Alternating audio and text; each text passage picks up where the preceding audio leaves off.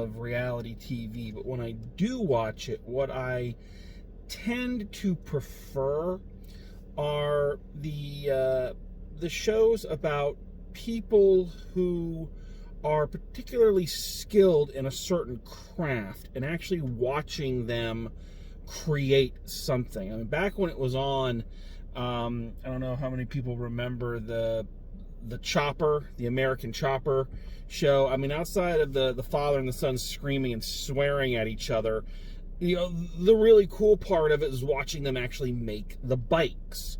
Or Face Off, where you actually saw makeup artists create these amazing creatures. Or Project Runway, watching people create these phenomenal outfits from nothing. And the same can be true of when you get a group of really, really talented filmmakers together and seeing what they come up with. And that's kind of what we have here with this movie. We have an example of what happens when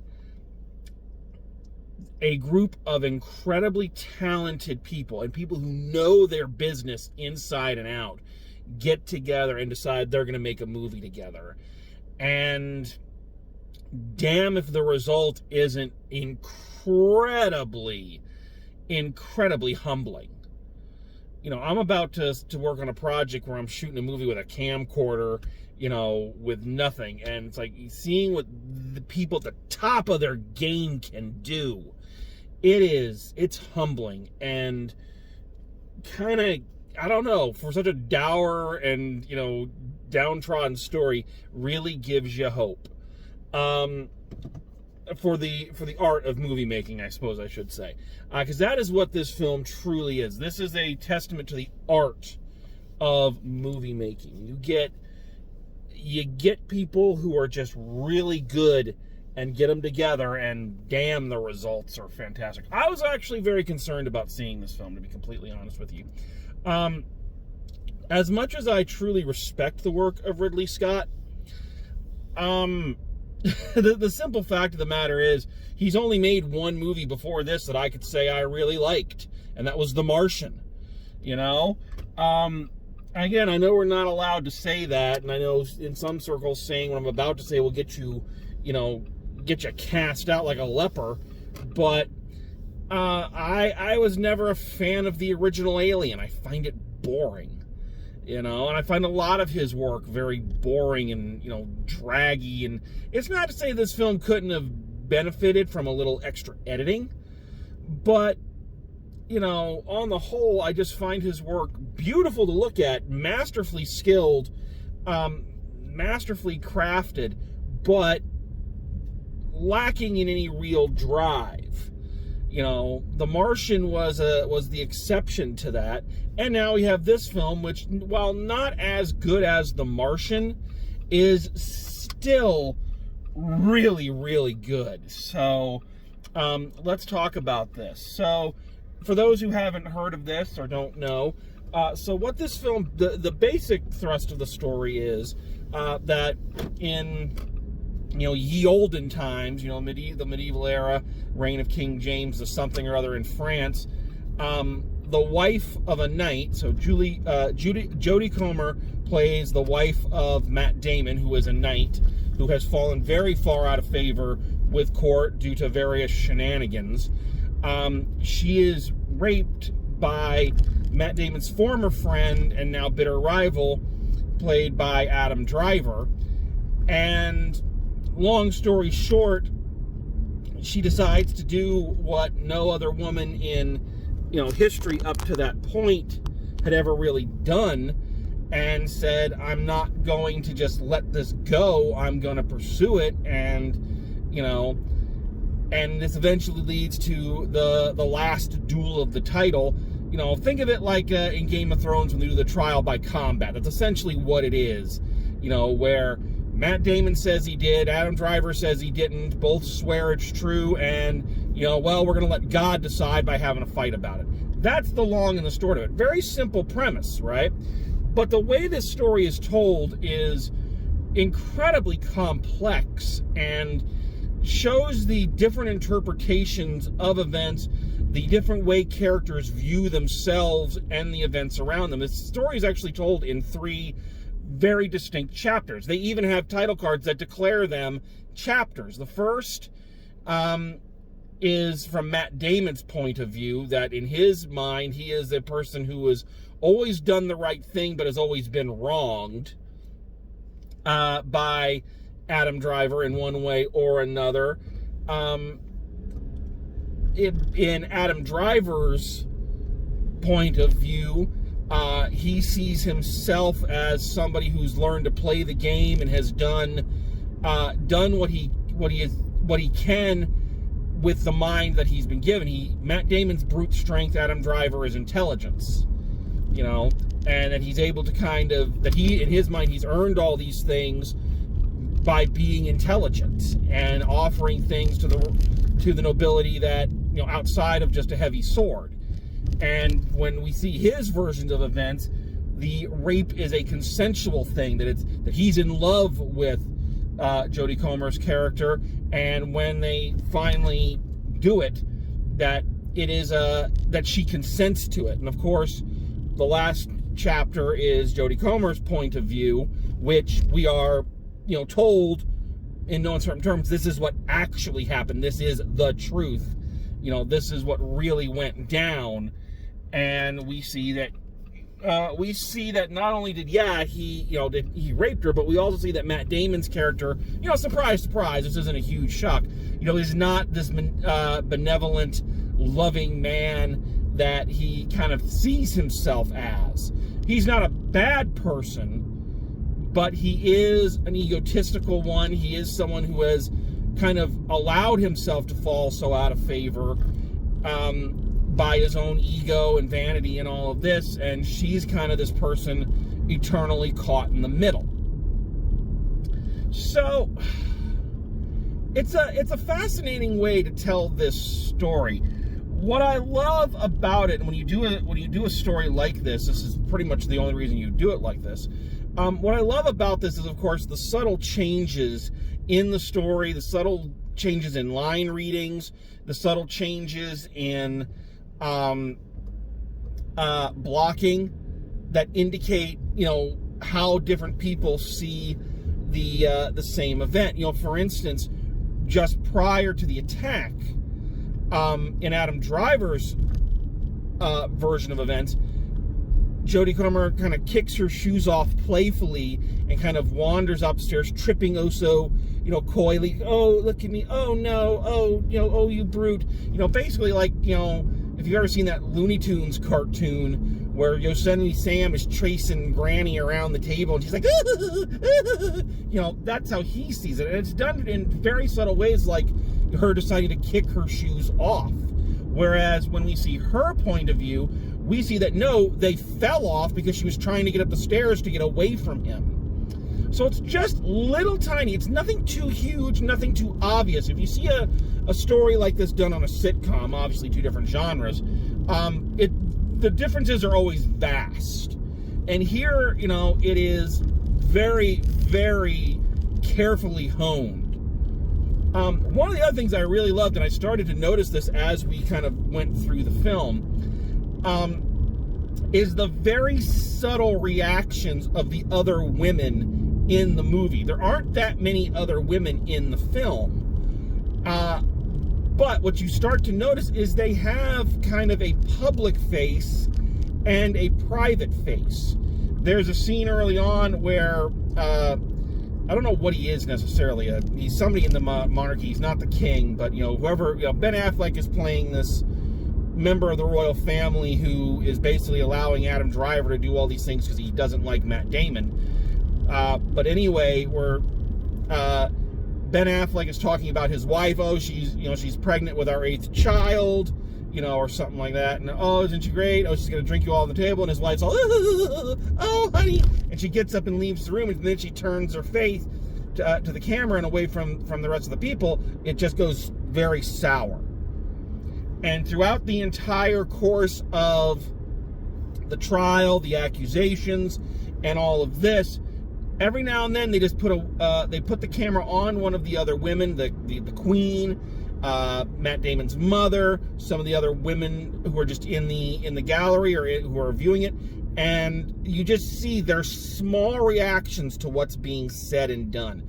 It's a really, really smart way to illustrate just, how little power women had back then, and of course drawing the parallel to the same things that unfortunately still happen today. All the arguments that they make against her when she comes forward and refuses to be silent are, of course mirrored in what we still see today. Oh, you really enjoyed it. Oh, you said he was handsome and therefore you wanted it to happen.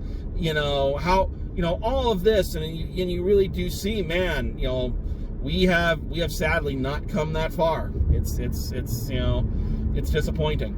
But it's in terms of storytelling, it's told just masterfully. And you got to give that up to several different things. Number one, the director, Ridley Scott. Even though I have not enjoyed a lot of his movies, I will always say that he's one of the most talented directors ever. I don't think he gets quite the due that other directors like, Steven Spielberg get. But Ridley Scott is a master of his craft. And every scene is sculpted as if from stone. It is just beautiful work. It has an outstanding cast. This is a cast of actors I just like across the board. And that very rarely happens where I get a cast just full of actors that I just think are phenomenal. Matt Damon has been one of my favorite actors ever since Good Will Hunting. And he remains so. He always brings it. He always, is a scene stealer. The variety of characters he plays is staggering. I just think Matt Damon is brilliant. I love Adam Driver. I don't care what anybody says about the Star Wars films. I think Adam Driver as an actor, and you can have opinions about Kylo Ren. I don't really like Kylo Ren as a character, but I like Adam Driver as an actor. And likewise, the characters that he has played. Logan Lucky, he is phenomenal in that, and he is great here. Also, just side note, I've seen it said a couple times online, people joking or whatnot, that if they ever do a Harry Potter, like a direct Harry Potter prequel and not these, Fantastic Beast garbage, that Adam Driver needs to play a young Severus Snape. And I wholeheartedly agree with that. And you will too once you watch this movie and you see him whipping these black cloaks around inside of a castle. There are certain times you're just waiting for him to turn and go, Mr. Potter. Yeah, let's do that. Let's do a Severus Snape origin film. I'd be down for it. Anyway, say what you will about Ben Affleck as a human being. My own opinions of him are mixed as a person. As a director, he is one of the best, and I'm sad that he hasn't directed anything since that god-awful Color of Night movie. I wish he would get back behind the camera, because I think he's one of the best. But he's also a talented actor. I know nobody wants to admit that. Everybody's still hung up on Geely and Daredevil, but Ben Affleck is a good actor. And especially in this movie, if you need someone to play a drunken frat boy douchebag that somehow has authority, Ben Affleck may actually be too perfect of casting. And Jodie Comer is someone who is quickly gaining a lot of stature in my eyes as an actor. She is really, really brilliant. I did not really care for Free Guy, but her portrayal as the dual roles in that film, as both Molotov Girl and I forget what the name of her outside character was, and the differences between them was very well done, and she is really brilliant here. She really is. So she is quickly gaining stature, and I think she's going to be a force to be reckoned with here very soon. But what really put this over for me, and I didn't know this until I was walking out and saw the end credits, screenplay by Ben Affleck and Matt Damon, and a third gentleman whose name I didn't recognize. So I don't want to sell him short and make it sound like these guys did it all themselves. But a screenplay by Ben Affleck and Matt Damon. we've been wanting this since Good Will Hunting. They may have done another film.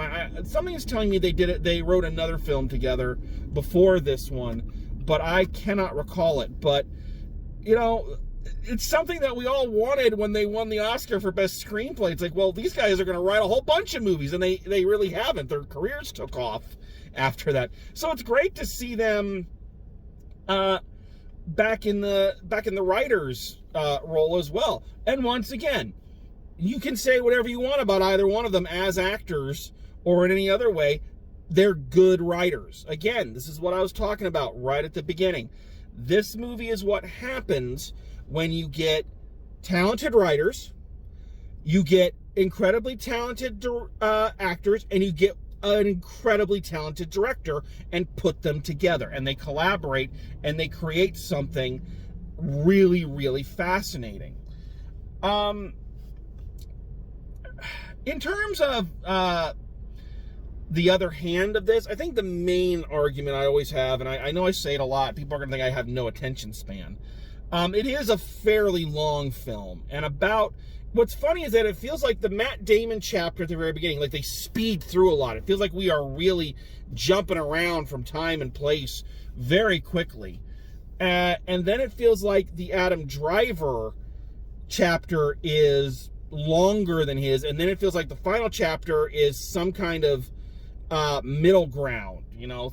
So it feels like there must have been somewhere we might have been able to trim a little bit of fat out of this.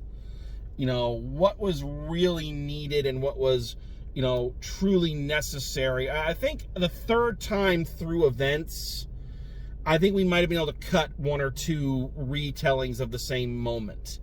You know, they don't do it that often, so, but that's kind of my only real quibble with the movie. I think on the whole, it's, for a topic as uncomfortable as the one it's bringing up, for a setting as, I don't want to say questionable, but, you know, these days, getting people to go see a movie about, you know, knights and duels and stuff like that that don't take place in a fantasy kingdom with dragons and shit, that's a tall order. And,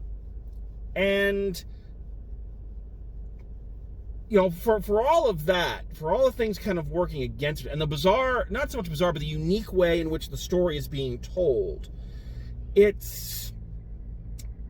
is very possible this could have gone off the rails. I can understand if someone does watch this and feel it's boring and can't quite get through it.